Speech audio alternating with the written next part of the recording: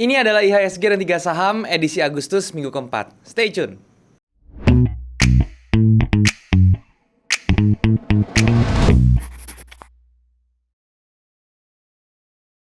Halo guys, balik lagi sama gue Daryl di This Dari Channel. Dan kita masuk ke segmen IHSG dan 3 saham. Buat kalian yang belum tahu, ini adalah segmen membahas kondisi IHSG dan juga saham-saham yang kira-kira bisa dijadikan referensi ditradingkan selama 1 minggu ke depan. Tapi sebelum gue mulai, gue mau ngingetin buat kalian yang belum punya grup trading, kalian bisa join di grup trading gue di aplikasi Discord. Linknya ada di bawah. Kalian tinggal klik link tersebut buat join dan kemudian kita bisa langsung diskusi bareng di sana.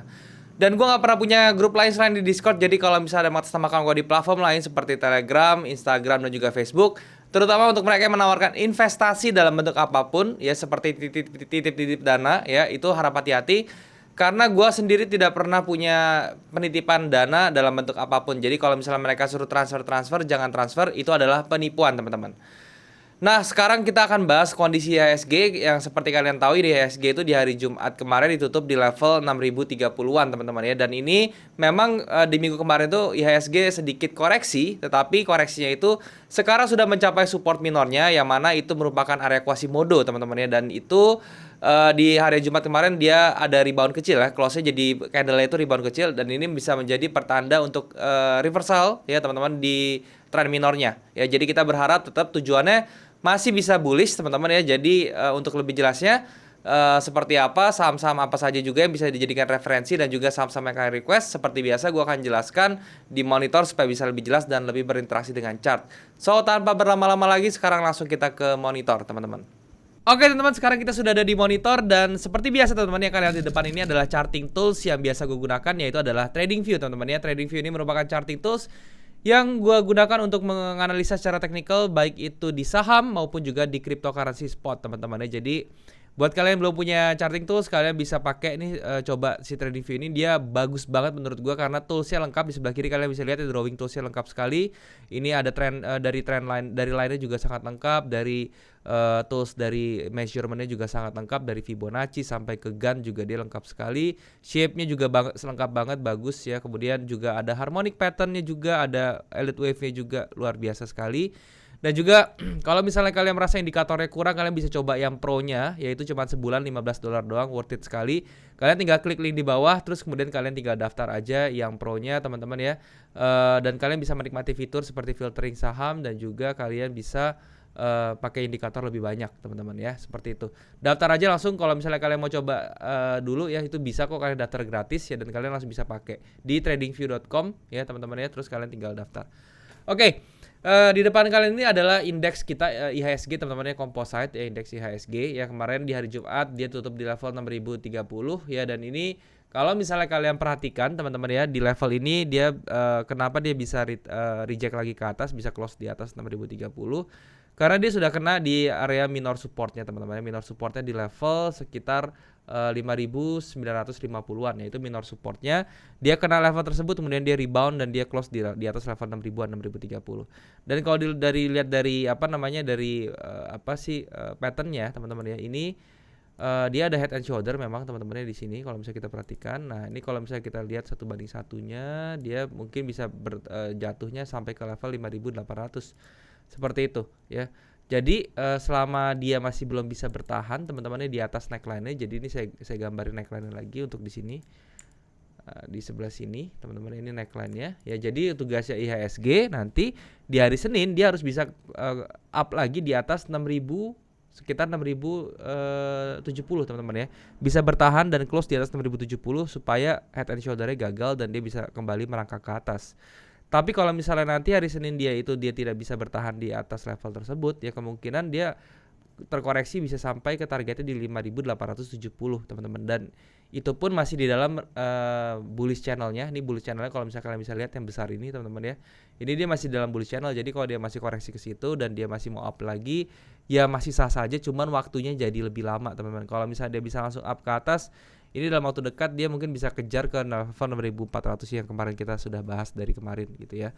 Jadi view IHSG tetap seperti itu, dia mungkin akan sideways dulu di range 5.800 sampai dengan 6.070-an teman-teman. Jadi hari Senin itu minggu depan terutama kita berharapnya dia IHSG bisa terus bertahan di atas level 6.070 untuk dia bisa langsung berlanjut ke level 6.200 lagi, 6.250-an lagi, lalu ke 6.400-an. Seperti itu. Itu untuk IHSG-nya.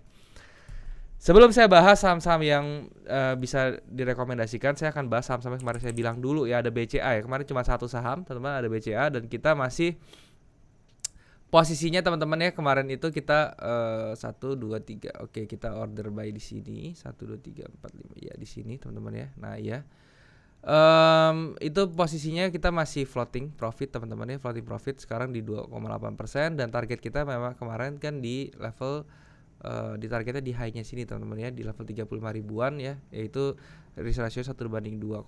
Ini masih bagus sekali, dan ini masih saya akan pertahankan karena memang masih bullish teman-teman ya. Ini masih saya pertahankan, dan nanti yang bahkan yang saya rekomendasikan pun untuk minggu depan masih di sektor banking semua teman-teman ya. Jadi memang banking ini lagi lagi bagus untuk di trade teman-teman ya, seperti itu. Dia sudah break, dia punya bearish channelnya seperti ini, dan dia bisa ke atas ya, seperti itu teman-teman ya. Jadi dia masih bisa bergerak ke atas. Oke.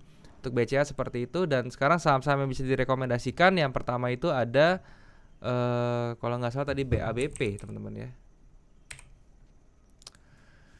Nah, untuk BABP ini ya dia masih di dalam tren bullish kuatnya, dan dia kemarin sempat koreksi sampai bawah, dan sekarang dia sudah kena di area entry-nya teman-teman. Area entry-nya itu adalah di sini, karena di sini ada demand kecil ya, di sebelah sini ada area demand-nya. Kalau misalnya kalian perhatikan, ini jadi area demand ya, dan kemudian masuk area demand-nya dia ke ke reject ya.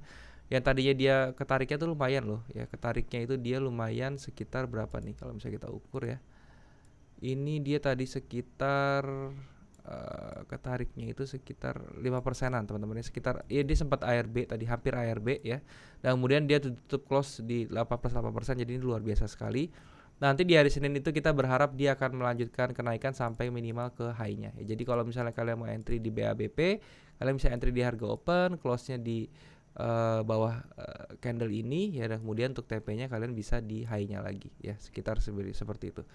Jadi risk rewardnya 1/3,61 dengan SL-nya 15% dan TP-nya sekitar 55%. Ini menjadi sesuatu yang menarik sekali untuk BABP-nya, seperti itu teman-teman ya. Untuk trennya juga kalau misalnya kalian lihat, dia masih bisa up, itu teman-teman masih dalam bullish trend. Kemudian yang kedua ada BBNI. Nah, untuk BBNI ini sendiri teman-teman ini juga bagus ya. Kenapa? Karena ya memang ini kalau bisa dilihat dari dari trend line-nya, dia masih bisa dia sudah break ya di trendline adjustment ya. Kalau kita adjust dari sini ya, dia sudah break trendline BNI-nya, dan masih bisa berarah sampai menuju ke trendline berikutnya di atas ya, di level 5.725-an gitu ya. Dan kalau misalnya kalian mau entry untuk si BBNI, kalian tinggal entry di harga open-nya, dan di sini juga pola candle bagus sekali ya, dia build up dan dia berhasil break up ke atas. Cukup stop loss-nya di bawah sini teman-teman, di bawah level 5.150 ya, jadi di 5.125 ya, sekitar 5%. Dan untuk TP-nya kalian bisa targetinnya tuh di daerah sini teman-teman ya. Di sini ada Quasimodo lagi ya teman-teman ya, dan ini bisa menjadi target kalian di level sekitar 5.950 ya teman-teman, sekitar segitu. Risk rewardnya 1/1,67, tidak terlalu besar memang, cuman ini sesuatu yang lumayan ya. Jangan lupa kalau ada 1/1 di BEP, selalu seperti itu. Oke. Itu untuk BBNI, alasannya seperti itu karena dia sudah break juga dengan pada saat breakout juga volumenya juga lumayan besar dibandingkan average yang sebelum-sebelumnya teman-teman ya, sekitar 20 harian kita ambil ya. Itu untuk BBNI. Berikutnya ada BTPS. BTPS ini juga bagus teman-teman ya. Kenapa? Karena dia sudah di break juga nih, kalau misalnya kita tarik ya trend line-nya seperti ini BTPS. Nah, BTPS seperti ini kalau misalnya kita tarik channelnya ya. Kita jadi aritmatik seperti ini teman-teman ya. Nah, ini channelnya kalau misalnya kalian perhatikan, dia sudah break ke atas, dan pada saat breakout ini yang pentingnya ya, ini diperhatikan pada saat breakout candle yang sebelah sini ya, ini diikuti dengan candle yang volume yang cukup bagus ya. Jadi mungkin dia akan keangkat, dan di sini terbukti teman-teman ya, di dua candle berikutnya dia mau coba untuk retrace, tapi dia tidak bisa melebihi dari pivotnya teman-teman. Jadi ini pivotnya di sini, oke. Nah ini pivotnya di level 2620, jadi ini menjadi suatu entry yang bagus sekali. Kalau misalnya kalian mau entry, kalian bisa langsung entry di harga 2670-an dan stop lossnya cukup di bawah level 2420, jadi di bawah candle Marubozu-nya ini. Dan kemudian untuk target teman-teman ya, untuk target kalian bisa incar menggunakan ini 1:1 seperti ini, sorry ya, kalian bisa 1:1 seperti ini target pertamanya teman-teman ya, di high di sebelah sini ya, menjadi high sebelah sini minornya. Atau yang kedua, atau target idealnya kalian bisa di structure sebelah sini teman-teman ya. Ini kita lihat ada support di sini dan di sini juga ketahan, itu bisa menjadi satu level yang cukup kuat ya. Jadi di level 3330 itu menjadi target finalnya dengan risk ratio 1:2,04 ya. Jadi seperti itu untuk BTPS-nya seperti itu. Nah, itu adalah saham-saham yang bisa dijadikan referensi teman-teman. Sekarang gue akan bahas saham-saham yang sudah kalian request teman-teman. Yang pertama itu ada KLBF teman-teman ya, KLBF. Oke. Untuk KLBF ini sendiri teman-teman ya, ini kalau misalnya kalian ada ada posisi nyangkut ya, sekarang kalau saya bilang jangan di cut loss dulu. Kenapa? Karena kalau misalnya kalian perhatikan, dia sekarang berada di area Quasimodo-nya atau true support-nya teman-teman ya, dan kalian bisa lihat dia bereaksi di sini ya. Dia bereaksi di sini ya, dan ini akan, kalau misalnya nanti Senin dia akan up, dia akan naik gitu. Dan bisa close-nya juga positif atau up. Ini akan menjadi yang namanya inside bar, yang mana inside bar-nya ini akan berpeluang untuk mendorong dia ke atas, nge-push ke atas.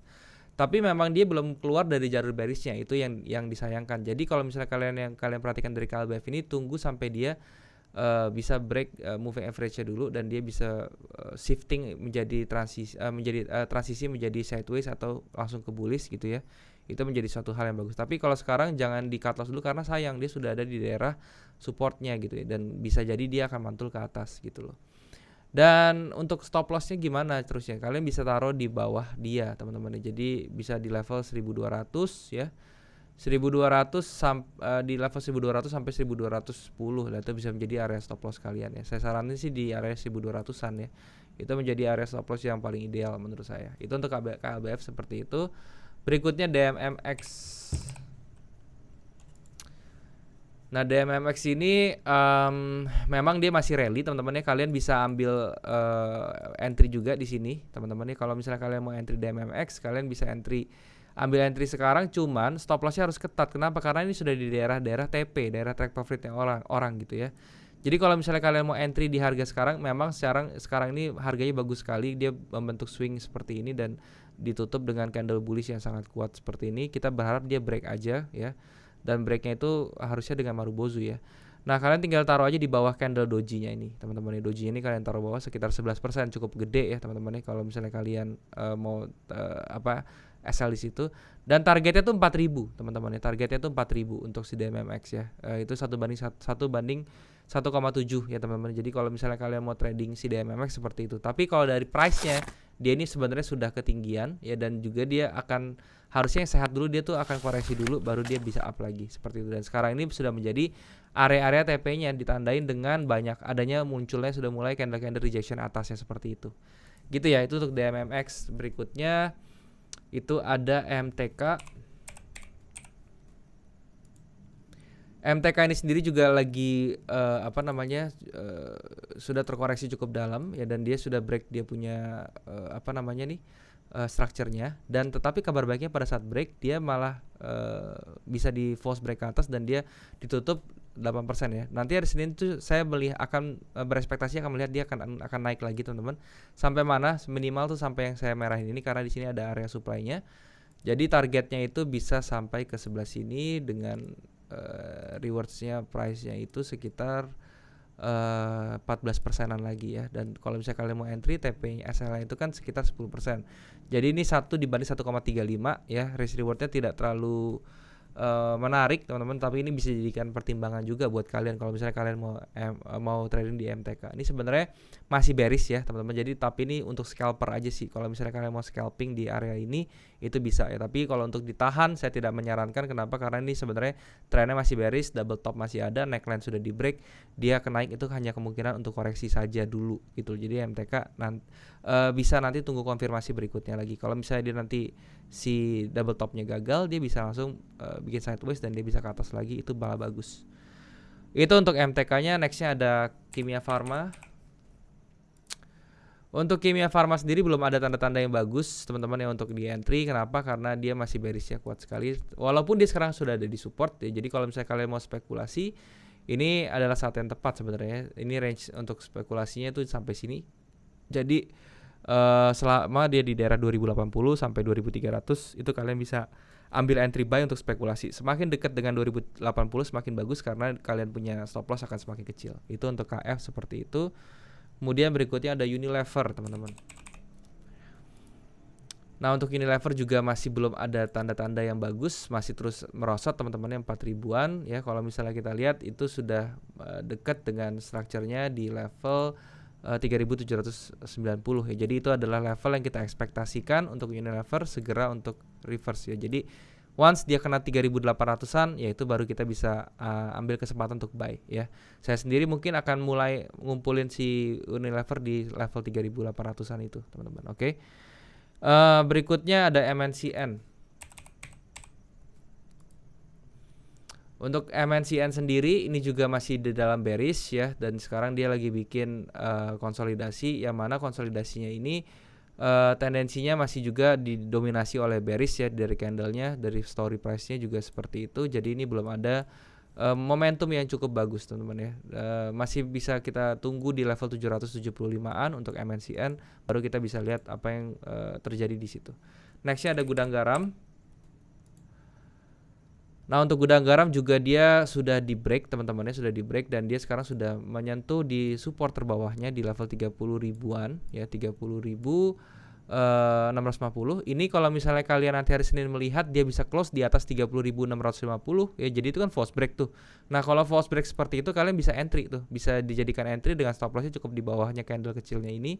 Dan TP-nya kalian bisa di area demand ini yang pertama satu ya, atau kalian mau lebih idealis lagi itu di level 36 ribuan ya. Itu adalah risk reward untuk gudang garam ya. Tapi kalau misalnya ini jadi false break, saya sih juga akan entry sih kemungkinan, karena itu akan menjadi sesuatu yang menarik ya. Karena ini sudah ada di area supportnya juga ya, dan kemudian dia jadi false break itu jadi momentum yang bagus untuk GGRM. Nah itu untuk GGRM. Berikutnya yang terakhir itu ada Breeze teman-teman ya. Bagaimana dengan Breeze? Untuk Breeze sendiri teman-teman ya, ini walaupun dia sudah koreksi ke dalam ini merupakan salah satu entry yang bagus untuk Breeze ya. Kalau sekarang kalian mau entry ya ini sekarang saat yang tepat dari segi Fibonacci-nya juga dia sudah kena 618 sama 70,5-nya ya, dan dia di area tersebut dia bikin candle pattern seperti ini. Jadi hari Senin kalau dia close bullish itu bisa entry karena swingnya sudah otomatis jadi, dan kalau swingnya jadi di sini itu kemungkinan dia akan kejar minimal sampai ke 100%-nya di sini teman, 2850 gitu ya. Jadi itu bisa menjadikan target ya. Kalau misalnya kalian mau entry sekarang spekulasi seperti ini jatuhnya, taruh di bawah candle swing ini karena kita berasumsi bahwa ini jadi swing ya. Tapi kalau misalnya kalian mau lebih pasti, kalian tunggu aja Seninnya tutup close candle, dia swingnya jadi apa enggak. Kalau kalian mau spekulasi, kalian beranggapan ini swingnya nanti jadi gitu ya. Stop lossnya di atas ini, jadi risk reward ratio 1:3,5, jadi ini bagus juga. Oke, itu semua teman-teman yang kalian request saya sudah bahas semua. Semoga bisa bermanfaat untuk kalian teman-teman. Dan sekali lagi saya bukan financial advisor, jadi kalian harus sesuaikan dengan money management dan juga risk management. Ini bukan rekomendasi, ini hanya sekedar referensi untuk kalian, tambah-tambahan untuk menjadi watchlist dari portfolio kalian. Thank you teman-teman, semoga bermanfaat. Sekarang kita balik lagi ke kamera. Oke teman-teman, jadi itulah pembahasan gue tentang IHSG dan juga saham-saham yang kira-kira bisa dijadikan referensi untuk ditradingkan selama 1 minggu ke depan. Tadi gue juga sudah bahas saham-saham yang kalian request. Semoga apa yang gue sharing di sini bisa bermanfaat untuk kalian dan kalian juga bisa mengambil sesuatu dari video ini. Perlu diingat teman-teman, gue bukan financial advisor, jadi apapun yang gue sharing di sini itu hanya pure pendapat gue sebagai seorang trader di saham. Jadi kalau misalnya kalian mau mengambil sesuatu atau kalian mau mengcopy ide trade gue, kalian harus sesuaikan dengan money management dan juga risk management kalian teman-teman. Oke, supaya hasilnya bisa lebih optimal. Dan juga buat kalian belum punya grup trading, kalian bisa join di grup trading gue di aplikasi Discord. Linknya juga ada di bawah. Kalian tinggal klik link tersebut buat join. Dan kemudian kita bisa langsung diskusi bareng di sana. Dan gue nggak pernah punya grup lain selain di Discord. Jadi kalau misalnya ada mengatasnamakan gue di platform lain seperti Telegram, Instagram, atau Facebook, dan menawarkan investasi dalam bentuk apapun, harap hati-hati karena itu adalah penipuan teman-teman ya. Gue tidak pernah punya jasa penitipan dana atau penitipan investasi dalam bentuk apapun. Jadi kalau misalnya ada yang suruh transfer, jangan transfer karena itu adalah penipu. Dan kalian juga bisa subscribe channel ini kalau misalnya kalian merasa channel ini bermanfaat untuk kalian. Kalian juga bisa bantu like video ini dan juga share ke teman-teman yang lain yang kira-kira membutuhkan informasi dari video ini. Kalian juga bisa komen di bawah kalau misalnya kalian mau request tentang saham yang mau gue bahas ke depannya atau apapun yang mau gue bahas. Selama itu berhubungan tentang forex, kripto, dan juga saham, gue pasti akan baca komen kalian dan gue akan usahakan untuk bikin kontennya buat kalian. Nah, mungkin sampai sini dulu teman-teman videonya. Semoga bisa bermanfaat. Sekali lagi, thank you teman-teman buat kalian sudah menyempatkan diri untuk nonton video ini. Sampai jumpa di next video. Jangan lupa semua orang bisa cuan. Salam sukses. Bye-bye.